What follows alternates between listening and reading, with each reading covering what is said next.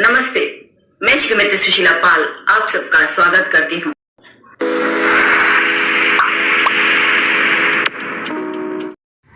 चलिए आज हम मुंशी प्रेमचंद की प्रसिद्ध कहानी पूस की रात सुनते हैं। हल्कू ने आकर स्त्री से कहा, सहना आया है, लाओ जो रुपए रखे हैं उसे दे दूं, किसी तरह गला तो छूटे। मुन्नी झाड़ू लगा रही थी, पीछे फिरकर बोली, 3 ही रुपए हैं, दे दोगे तो कम्बल कहाँ से आवेगा। माघ पूस की रात हार में कैसे कटेगी, उससे कह दो फसल पर दे देंगे, अभी नहीं। हल्कू एक क्षण अनिश्चित दशा में खड़ा रहा। पूस सिर पर आ गया। कंबल के बिना हार में रात को वह किसी तरह सो नहीं सकता, मगर सहना मानेगा नहीं, घुड़कियां जमावेगा, गालियां देगा। बला से जाड़ों में मरेंगे, बला तो सिर से टल जाएगी। यह सोचता हुआ वह अपना भारी भरकम डील लिए हुए, जो उसके नाम को झूठ सिद्ध करता था, स्त्री के समीप आ गया और खुशामद करके बोला, दे दे, गला तो छूटे, कम्बल के लिए कोई दूसरा उपाय सोचूंगा। मुन्नी उसके पास से दूर हट गई और आंखें तरेरते हुए बोली, कर चुके दूसरा उपाय, जरा सुनूं तो कौन सा उपाय करोगे। कोई खैरात दे देगा कम्बल, न जाने कितना बाकी है जो किसी तरह से चुकने ही नहीं आती। मैं कहती हूँ तुम क्यों नहीं खेती छोड़ देते हो, मर मर कर काम करो, उपज हो तो बाकी को दे दो। चलो छुट्टी हुई, बाकी चुकाने के लिए ही तो हमारा जन्म हुआ है, पेट के लिए मजूरी करो, ऐसी खेती से बाज आए। मैं रुपए न दूंगी। हल्कू उदास होकर बोला, तो क्या गाली खाऊं। मुन्नी ने तड़प कर कहा, गाली क्यों देगा, क्या उसका राज आया है। मगर यह कहने के साथ ही उसकी तनी हुई भौहें ढीली पड़ गई। हल्कू के उस वाक्य में जो कठोर सत्य था, वह मानो एक भीषण जंतु की भांति उसे घूर रहा था। उसने जाकर आले पर से रुपए निकाले और लाकर हल्कू के हाथ पर रख दिए। फिर बोली, तुम छोड़ दो अब से खेती, मजूरी में सुख से एक रोटी तो खाने को मिलेगी, किसी की धौंस तो न रहेगी। अच्छी खेती है, मजूरी करके लाओ, वह भी उसी में झोंक दो, उस पर धौंस। हल्कू ने रुपए लिए और इस तरह बाहर चला मानो अपना हृदय निकाल कर देने जा रहा हो। उसने मजूरी से एक एक पैसा काटकर 3 रुपए कम्बल के लिए जमा किए थे। वह आज निकले जा रहे थे। एक एक पग के साथ उसका मस्तक पानी दीनता के भार से दबा जा रहा था। पूस की अंधेरी रात, आकाश पर तारे भी ठिठुरते हुए मालूम होते थे। हल्कू अपने खेत के किनारे ऊख के पत्तों की एक छतरी के नीचे बांस के खटाले पर अपनी पुरानी गाढ़े की चादर ओढ़े पड़ा काँप रहा था। खाट के नीचे उसकी संगी कुत्ता जबरा पेट में मुंह डाले सर्दी से कूकू कर रहा था। 2 में से एक को भी नींद नहीं आ रही थी। हल्कू ने घुटनियों को गर्दन में चिपकाते हुए कहा, क्यों जबरा, जाड़ा लगता है। कहता तो था घर में पुआल पर लेट रहे, तो यहाँ क्या लेने आए थे। अब खाओ ठंड, मैं क्या करूं। जानते थे मैं यहाँ हलवा पूरी खाने आ रहा हूँ, दौड़े दौड़े आगे आगे चले आए, अब रो नानी के नाम को। जबरा ने पड़े पड़े दुम हिलाई और अपनी कुकू को दीर्घ बनाता हुआ कहा, कल से मत आना मेरे साथ, नहीं तो ठंडे हो जाओगे। यह राण पछुआ न जाने कहाँ से बर्फ लिए आ रही है। उठूं फिर एक चिलम भरूं, किसी तरह रात कटे। 8 चिलम तो पी चुका। यह खेती का मजा है। और एक भगवान ऐसे पड़े हैं जिनके पास जाड़ा आए तो गर्मी से घबरा कर भागे। मोटे मोटे गद्दे, लिहाफ, कंबल, मजाल है जाड़े का गुजर हो जाए। तकदीर की खूबी, मजूरी हम करें, मजा दूसरे लूटें। हल्कू उठा, गड्ढे में से जरा सी आग निकाल कर चिलम भरी। जबरा भी उठ बैठा। हल्कू ने चिलम पीते हुए कहा, पिएगा चिलम, जाड़ तो क्या जाता है, हाँ जरा मन बदल जाता है। जबरा ने उनके मुंह की ओर प्रेम से छलकाते हुए आंखों से देखा। हल्कू, आज और जाड़ा खा ले, कल से मैं यहाँ पुआल बिछा दूंगा, उसी में घुसकर बैठना, तब जाड़ा न लगेगा। जबरा ने अपने पंजों को उसकी घुटनियों पर रख दिए और उसके मुंह के पास अपना मुंह ले आया। हल्कू को उसकी गर्म सांस लगी। चिलम पीकर हल्कू फिर लेटा और निश्चय करके लेटा कि चाहे अब कुछ हो जाए, अब कि सो जाऊंगा। पर एक ही क्षण में उसके हृदय में कंपन होने लगा। कभी इस करवट लेटता, कभी उस करवट पर जाड़ा किसी पिशाच की भांति उसकी छाती को दबाए हुए था। अब किसी तरह न रहा गया। उसने जबरा को धीरे से उठाया और उसके सिर को थपथपाकर उसे अपनी गोद में सुला लिया। कुत्ते की देह में जाने कैसी दुर्गंध आ रही थी, पर वह उसे अपनी गोद में चिपटाए हुए ऐसे सुख का अनुभव कर रहा था जो इधर महीनों से उसे न मिला था। जबरा शायद यह समझ रहा था कि स्वर्ग यही है और हल्कू की पवित्र आत्मा में तो उस कुत्ते के प्रति घृणा की गंध तक न थी। अपने किसी अभिन्न मित्र या भाई को भी वह इतनी ही तत्परता से गले लगाता। वह अपनी दीनता से आहत न था जिसने आज उसे इस दशा को पहुंचा दिया। नहीं, इस अनोखी मैत्री ने जैसे उसे आत्मा के सब द्वार खोल दिए थे और उनका एक एक अणु प्रकाश से चमक रहा था। सहसा जबरा ने किसी जानवर की आहट पाई।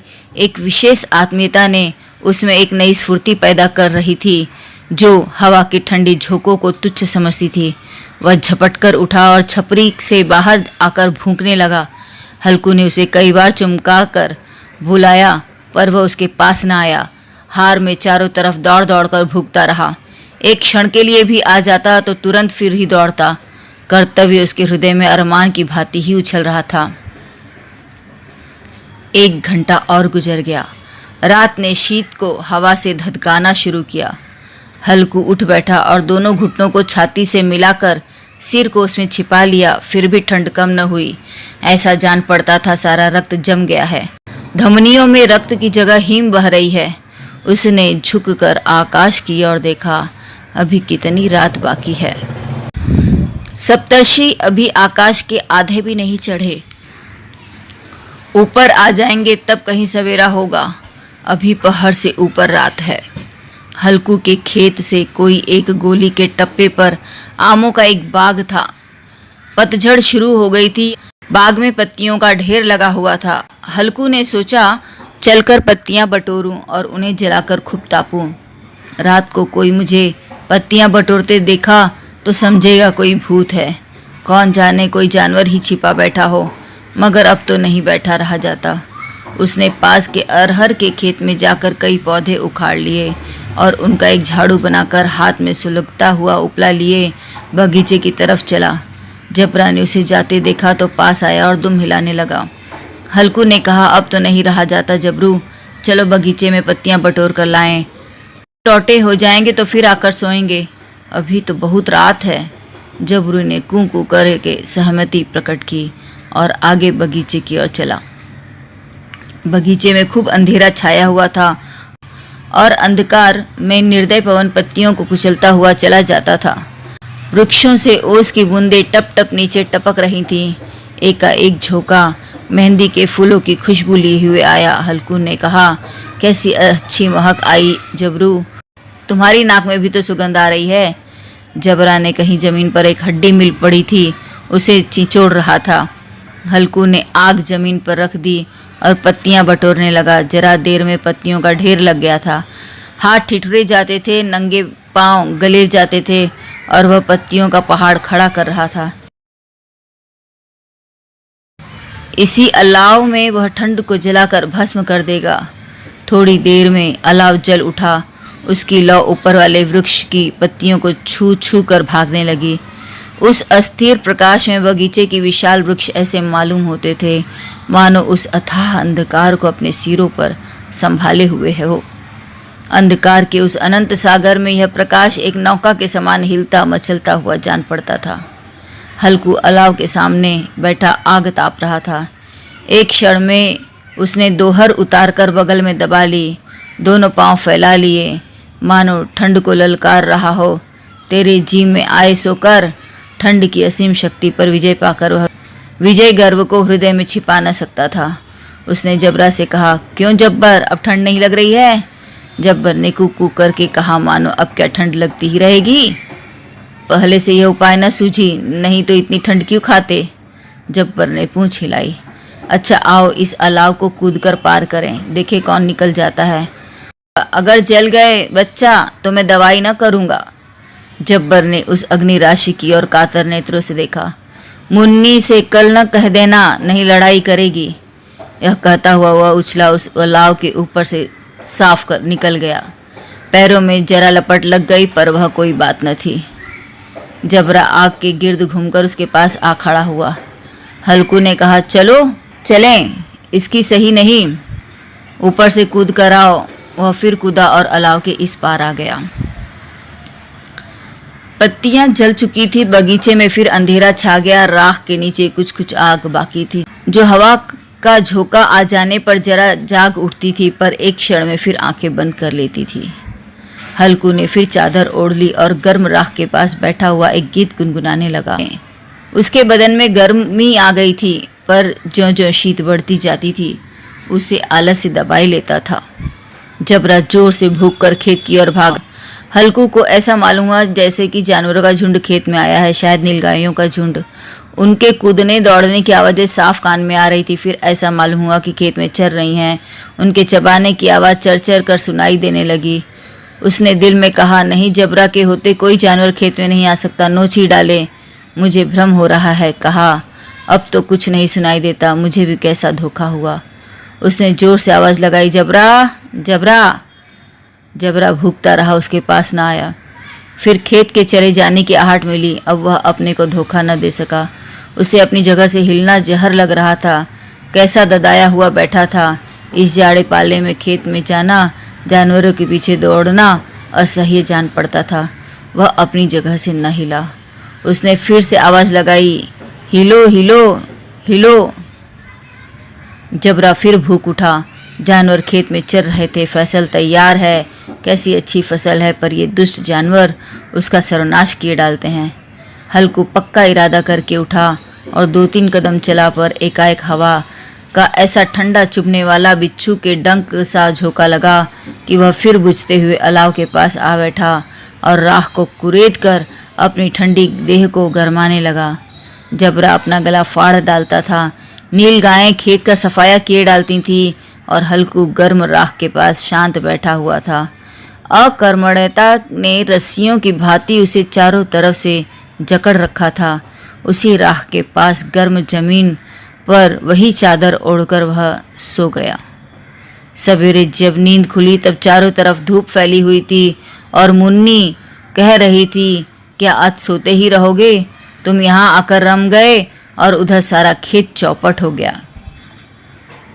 हल्कू न उठकर कहा, क्या तू खेत से होकर आ रही है? मुन्नी बोली, हाँ, सारे खेत का सत्यानाश हो गया। भला ऐसा भी कोई सोता है? तुम्हारे यहाँ मड़ैया डालने से क्या हुआ? हल्कू ने बहाना किया, मैं मरते मरते बचा, तुझे अपनी खेत की पड़ी है। पेट में ऐसा दर्द हुआ कि मैं नहीं जानता हूँ। दोनों फिर खेत के डांड पर आए। देखा सारा खेत रौंदा पड़ा हुआ था और जबरा मड़ैया के नीचे चित लेटा था, मानो प्राण ही न हो। दोनों खेत की दशा देख रहे थे। मुन्नी के मुख पर उदासी छा गई, पर हल्कू प्रसन्न था। मुन्नी ने चिंतित होकर कहा, अब मजूरी करके मालगुजारी करनी पड़ेगी। हल्कू ने प्रसन्न मुख से कहा, रात को ठंड में यहाँ सोना तो न पड़ेगा।